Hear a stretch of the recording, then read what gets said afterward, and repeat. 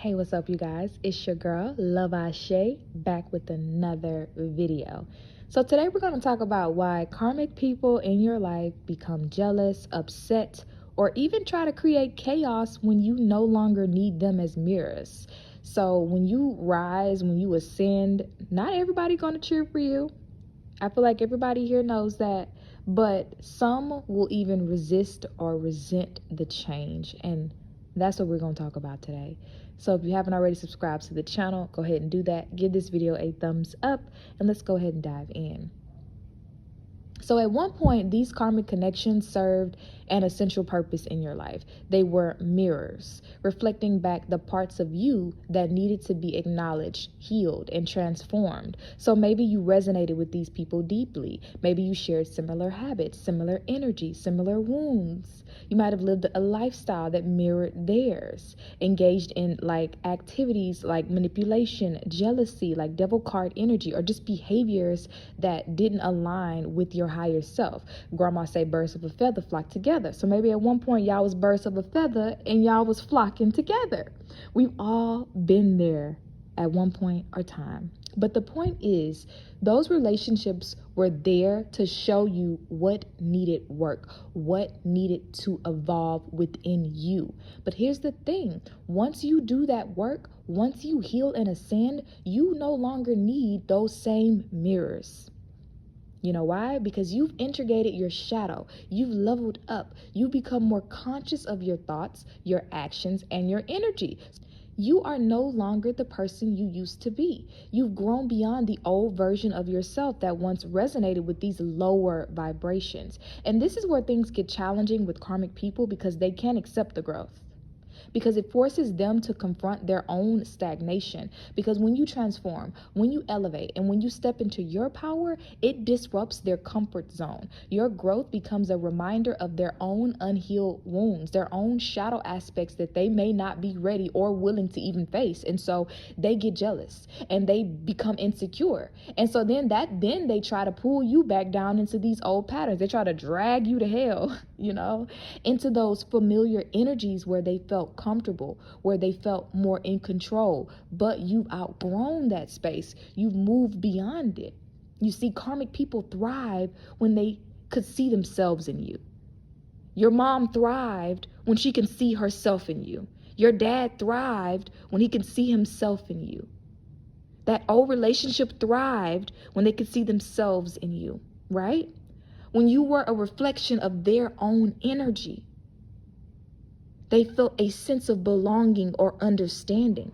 They could rationalize their behavior because they weren't alone, because you mirrored their choices, their habits, and their mindset. But now you've ascended. They no longer see themselves in you. And so that mirror has shifted. And what they see now is a version of you they no longer recognize.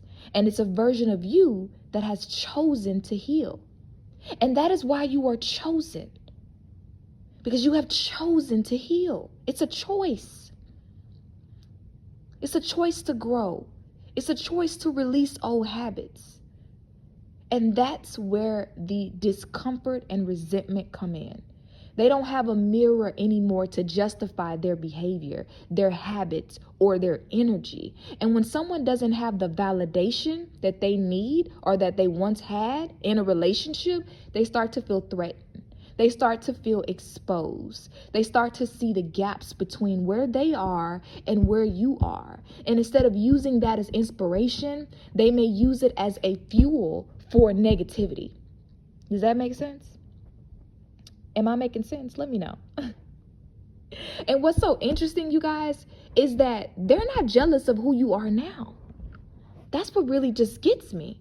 They're not jealous of who you are now. They're jealous of the old version of you that they were comfortable with. They're envious of who you used to be, the person who fit their narrative and their story. It's not about hating who you are now. It's about longing or grieving for the person you once were, because that version of you made them feel comfortable. The insecure version of you made them feel comfortable. The gossiping, messy version of you made them feel comfortable. It validated their own shadows, their own insecurities. Now, as you step into your higher self, as you integrate your shadow into a way that works for you and no longer against you, they feel threatened. They may see you as a problem, as the one who is changed. And they might not accept that this change is for the better because it disrupts their sense of reality. It challenges them to confront their own shadows, their need for growth. Because when you ascend, you become a reminder of the work they need to do, the shadows they need to face, and the parts of themselves that they need to heal. Your light becomes blinding to them, especially if they're still sitting in darkness. It's like being in a dark room for so long and then suddenly somebody turns the lights on. At first, it's uncomfortable, it's painful, because it exposes everything they were once able to hide.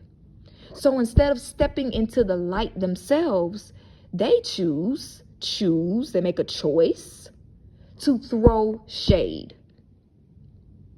So they may choose to criticize you, gossip about you, or try to bring you back down. They may even try to sabotage you, send spell work your way, to pull you back into those old patterns because it feels safer for them. It feels familiar. But here's the truth, you guys, and I'm not going to make this video long.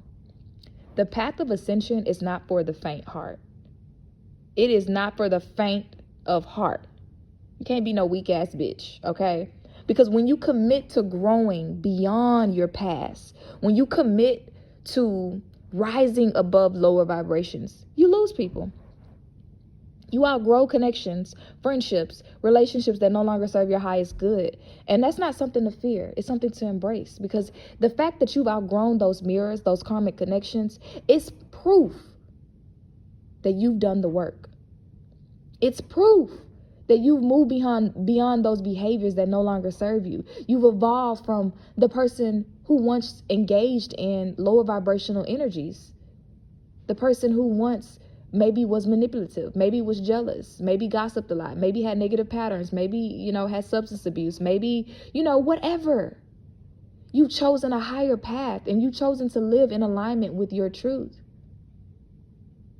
And as you continue to ascend, it's important to understand that with elevation comes responsibility and resilience. So don't let these people pull you down because they don't know how to rise.